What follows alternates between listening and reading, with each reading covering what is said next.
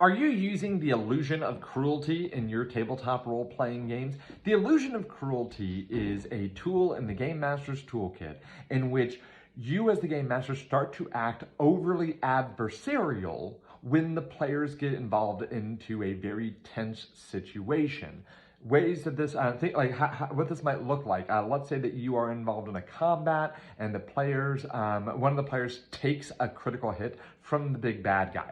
Using the illusion of cruelty, I might start getting a little bit high on my horse about it. You know, little gotcha, you're about to go down. You know, like really emphasizing how great what just happened is, even though the truth, and this is the key to the illusion of cruelty, this is what puts the illusion in the illusion of cruelty, is that it's an act. We aren't actually going to be adversarial. We don't hype up the moments that really are causing a true problem for the table. So for instance, if the PCI hit that got a critical hit against them has a ton of hit points and all I did was knock them down a fair chunk, but I didn't flat out kill them, yeah, I'm gonna hype it up just a little bit just to make them think, wow, they're dealing with a really big bad evil guy. The DM's excited to come after us, right?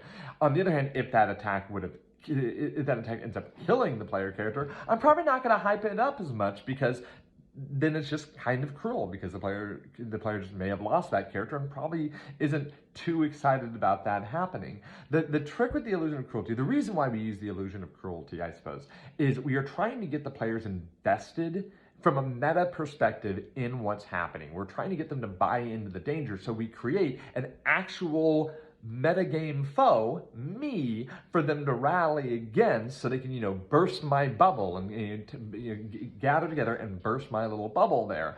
Or prove that all the things that I'm saying, this is so deadly, you'll never figure it out, to prove that I am incorrect and my assumptions are incorrect.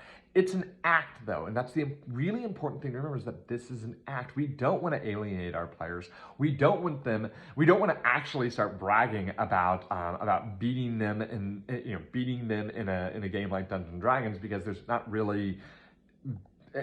I don't know. It's just that's not how it's supposed to be. The illusion of cruelty is an act that we put on to get the players drawn in, and once we've done that job, we got to be able to let that go. Now, of course, every table might be different, right? Maybe your table, maybe your table, your player character's dying is something that the entire table embraces. So hey, bump up that cruelty even more, right? On the other hand, maybe your table is one that does not take kindly to adversarial relationships between game master and players, or maybe you have a hard time separating the act from being real. So don't do it. But for me, the illusion of cruelty is a great tool in my toolkit.